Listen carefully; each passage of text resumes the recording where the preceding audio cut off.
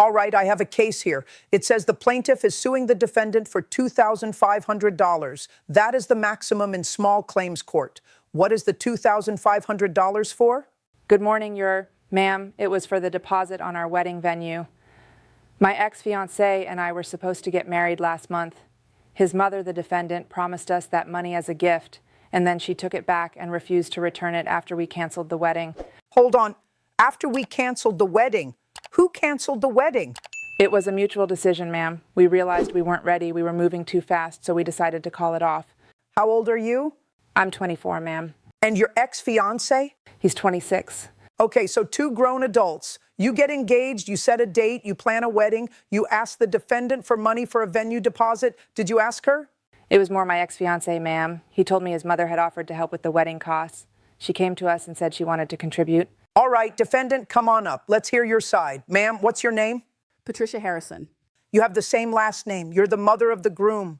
Yes, ma'am, my son Marcus. She says you gave them $2,500 for a venue deposit. Then after they called off the wedding, you took the money back. Is that accurate? No, ma'am, not exactly. I did give them the money, but it wasn't a gift. It was a loan to hold the venue because they were short on funds. I told my son it was conditional on the wedding actually happening. When it fell apart, I expected the money back from the venue, but they had already paid it, and when they canceled, the venue gave the refund to Kayla. Wait a minute. So the venue gave the deposit refund to the plaintiff? Yes, ma'am, because I was the one who signed the contract with the venue. The check was made out to me and Marcus jointly. But when we broke up, Marcus didn't want to deal with it, so he told me to just cash it and give the money to his mother. Did you cash it? Yes, ma'am. I deposited it into my account, but then Patricia started calling me, demanding I give her the full $2,500. She said it was her money, not a gift. So you have the money? No, ma'am. I used it to pay off some of the other wedding vendors we had put on a credit card. The photographer, the florist, we had non-refundable deposits with them too. The money is gone. Ah, so you took a refund that the defendant says was her money and you spent it on other things? With Marcus's permission, ma'am, he told me to just handle it. We both agreed it was fair to use it for the other bills we had racked up for the wedding that we were now stuck with. I'm going to get to that. Defendant, when you gave this money, was it cash, a check? What was it? It was a cashier's check, ma'am, from my bank. I gave it to my son and Kayla together at a dinner we had. I told them, here's the money for the hall. Don't lose it. And at that dinner, did you say the words, this is a gift, or did you say this is a loan? Well, ma'am, I said it was for the wedding, for the venue. It was understood that if there was no wedding, there was no need for the venue money. Why would I just give away $2,500 for a wedding that didn't happen? Because that's what parents do sometimes for their children. They give gifts for weddings. Are you telling me you've never heard of a parent giving a gift for a wedding that later gets called off and they don't ask for the money back? I'm not most parents, ma'am. I'm a single mother. I worked hard for that money. I told Marcus specifically, this is for the venue, and if anything changes, that money comes back to me. He agreed. Plaintiff, did your ex-fiancé ever tell you that his mother said this was a loan, not a gift? No, ma'am, never. He told me his mother was happy to help. She was so excited about the wedding. She even came with us to look at the venue. She was picking out tablecloths with me. It felt like a gift. She went with you to the venue? Yes, ma'am. She was there when we put down the deposit. We used her cashier's check to pay for it right there at the front desk. The event coordinator saw her hand it over. So you, the defendant, handed the cashier's check to the venue coordinator yourself? Yes, ma'am, because I was paying for it. But I was just the one facilitating the payment. It was for them, for their wedding. That's a very important distinction. You physically gave the check to the vendor. You didn't give it to the children to go pay. You paid the vendor directly. That's right, ma'am, because I wanted to make sure it got to the right place. I didn't trust them with that kind of money.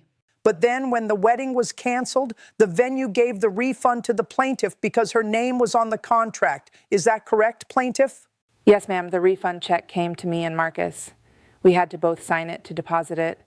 Marcus refused to sign it unless I promised to give the money to his mother. So he held the check hostage. He said, I'll sign this only if you agree to give my mother the full amount. Essentially, yes, ma'am.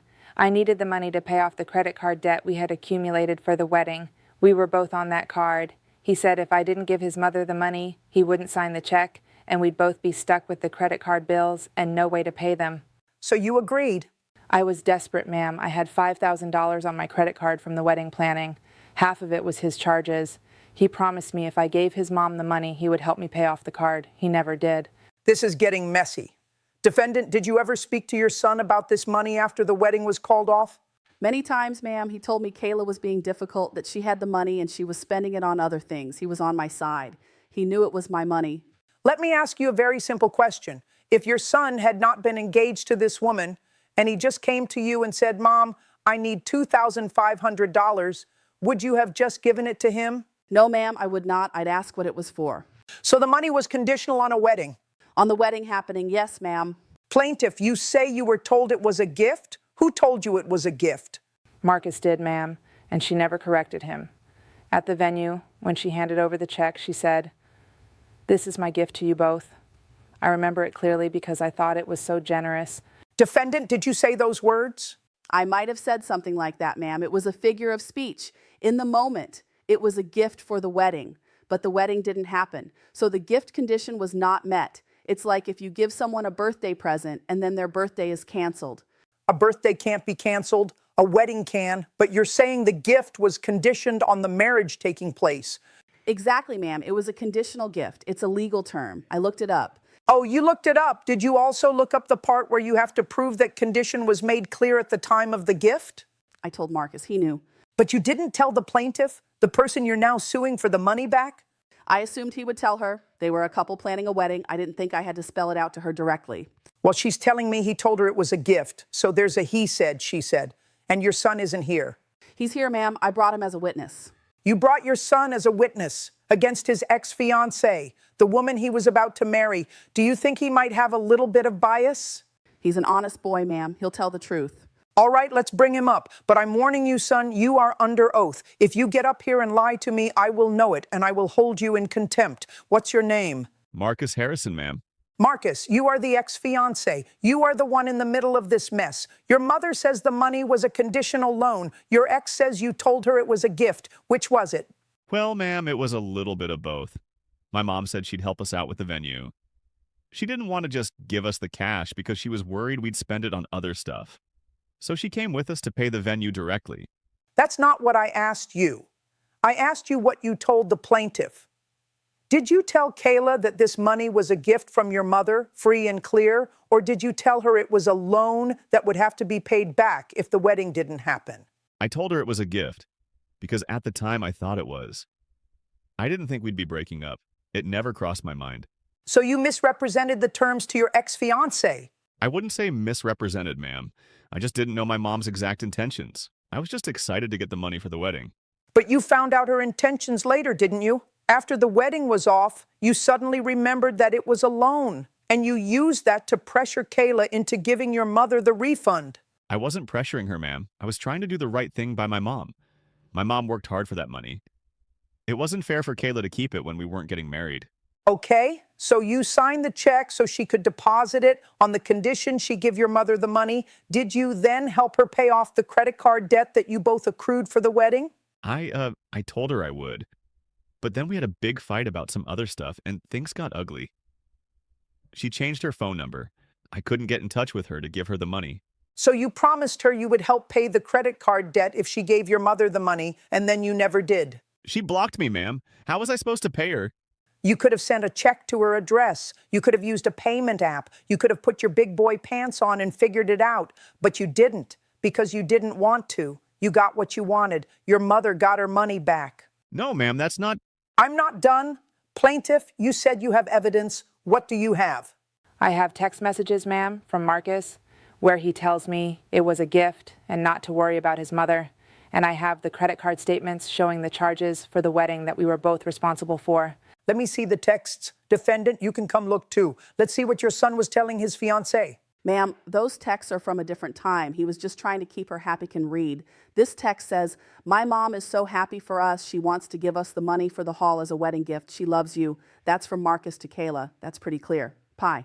I can read. This text says, "My mom is so happy for us. She wants to give us the money for the hall as a wedding gift. She loves you." That's from Marcus to Kayla. That's pretty clear. I was just saying that to be nice. I didn't want her to think my mom was being cheap or anything. You didn't want her to think your mother was being cheap, so you lied to her about the nature of the money. That's fraud, son. That's called fraud. I didn't mean to commit fraud, ma'am. I was just... I know what you were just doing. You were covering for your mother, but you can't cover for her now. The money was presented as a gift. The plaintiff relied on that representation. She used the money in good faith to pay the venue. When the wedding was canceled, the venue refunded the deposit to the contract holder, the plaintiff. That's the standard procedure. I didn't even want to keep the money, ma'am. I just wanted to use it for the other deposits we had to pay. The photographer charged us a cancellation fee of $1,200. The florist kept our $500 deposit. I have receipts for all of it. Show me those receipts. Let me see what you spent this money on. Here is the cancellation invoice from the photographer, ma'am. And here is the receipt from the florist showing the deposit was non-refundable. And here is the credit card statement showing both of those charges. I see that. The total is $1,700. So you spent $1,700 of the refund on other wedding costs that you and Marcus were both responsible for. What happened to the other $800? I used it to pay down the credit card balance, ma'am. The card was in my name, but Marcus had a card on the account. He used it to buy his suit, the groomsmen's gifts, and some other things. I was trying to get the balance down so I wouldn't be paying interest on it forever. Marcus, did you use her credit card for wedding expenses? I did, ma'am. I told her I'd pay her back for it, but like I said, she blocked me. You keep saying she blocked you. Did you ever, before she blocked you, offer her a specific amount of money to pay off your portion of the credit card debt? No, ma'am, we were arguing too much. It was a bad breakup. So you used her credit card, you promised to pay her back, and then you never did. And on top of that, you pressured her into giving your mother the refund from the venue, which you had represented to her as a gift. Is that about the sum of it? When you put it like that, ma'am, it sounds bad. But it wasn't like that. My mom was in my ear every day about the money. She was stressed. I was just trying to make everyone happy. Well, you made your mother happy. She got the money. You made yourself happy because you didn't have to pay your ex-girlfriend back for the suit and the gifts you bought on her credit card. And the plaintiff is left holding the bag. Ma'am, I didn't know about any of that credit card stuff. That's between them. My money was for the venue. The venue gave the money back. It should come to me. Your money was for the venue, but the venue was booked in the plaintiff's name. The contract was with her. When you hand money to a vendor for a service, you are making a gift to the person who is contracting for that service, especially when you stand there and call it a gift. But the condition wasn't met. The wedding didn't happen. The condition wasn't communicated to the plaintiff. Your son told her it was a gift. You said it was a gift. She relied on that. She has the texts. I've seen them. They are very clear. You can't come in here after the fact and say, oh, I only meant it as a conditional gift. That's not how the law works. It's not how any of this works. But it's my money. I earned it. You gave it away. When you give a gift, it's no longer your money. It belongs to the recipient. The recipient then used it to pay for a service. When that service was canceled, the refund went to the recipient, not to you. That is the natural course of events. I didn't even want to keep the money, ma'am. I wanted to settle everything fairly. But Marcus promised me one thing and did another. He told me if I gave his mom the money, he'd help with the credit card.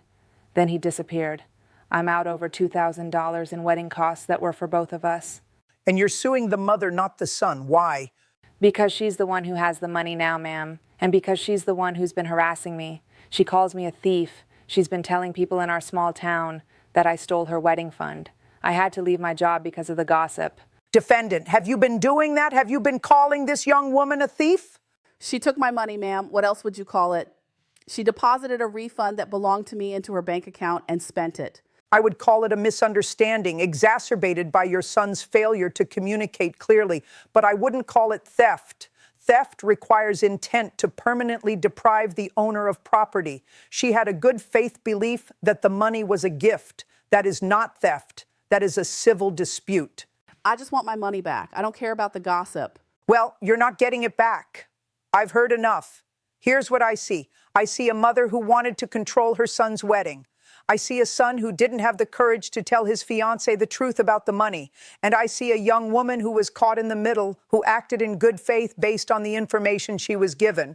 I just want to move on with my life, ma'am. I don't want to be tied to this family anymore. You will be able to move on after today, but you're not getting the full $2,500 you sued for because you didn't use all of that refund to pay for joint wedding debts. You used $800 of it to pay down your own credit card balance. That $800 was money that arguably should have been used to pay your share of the debt. But ma'am, Marcus owed me for his suit and the gifts he bought. That $800 was mostly for his charges. But you're not suing Marcus, you're suing Patricia, and I can't award you money from Patricia for debts that Marcus owes you. Those are two separate issues. You want money from Marcus? You'll have to file a separate small claims case against him. But today, we're dealing with the venue deposit. I don't have any money to give her, ma'am. I'm in between jobs. I don't care if you're in between planets. That's not my problem right now. Plaintiff, you have proven to me that the $2,500 was a gift. The defendant made a gift to you and her son. When the wedding was canceled, the refund went to you. That refund was your property. You then spent $1,700 of that refund on joint wedding debts, debts that you and Marcus both incurred. That was a reasonable use of the money. But she spent it without my permission? She doesn't need your permission. It was her money. I can't make it any clearer. The gift was complete when you handed over that cashier's check to the venue coordinator. At that moment, you relinquished all ownership and control over those funds. The fact that the venue later refunded the money does not mean it reverts to you. It reverts to the person who paid the venue, which was you, but you were paying on behalf of the plaintiff and her fiancé, so it reverts to them. That's not fair. Fair has nothing to do with it. The law is clear. You gave a gift. You cannot ungive a gift because the underlying event didn't happen, especially when you didn't make the condition clear to the recipient. Your son made it clear it was a gift. The texts are right here. So, judgment for the plaintiff. The full amount, ma'am? No. I told you, you spent $800 of that refund on your own credit card debt. That was not a joint debt. That was your debt. You have to eat that. You are awarded $1,700. That is the amount you proved was spent on joint wedding obligations that you and Marcus were equally responsible for. It is fair compensation for the gift that was given to both of you, that you used for the benefit of both of you. I understand, ma'am. Thank you. Defendant, you owe the plaintiff $1,700. I am not awarding her the $800 because I see no evidence that she used that money for the benefit of your son or for the joint wedding. That was her personal credit card debt. She is responsible for that. But for the $1,700 that went to the photographer and the florist, deposits that were non-refundable and were for the wedding you were all planning, that money was a gift. You can't take it back. But ma'am, I don't have $1,700. I used that refund to pay some bills. I thought the money was mine. Well, you thought wrong. You shouldn't have spent money that was in dispute. That's on you. You can pay her in installments. That's between you and her and the clerk's office. But the judgment stands. This is ridiculous. She's the one who broke off the engagement. She's the one who ruined my son's life. We're not here to talk about who ruined whose life. We're here to talk about $2,500, and I've made my decision. Next time, if you want to attach conditions to a gift, put it in writing, get a contract, or better yet, stay out of your adult children's finances. It causes nothing but trouble, as you can see. Case dismissed. This isn't over. Yes, it is. It is over. Get out of my courtroom.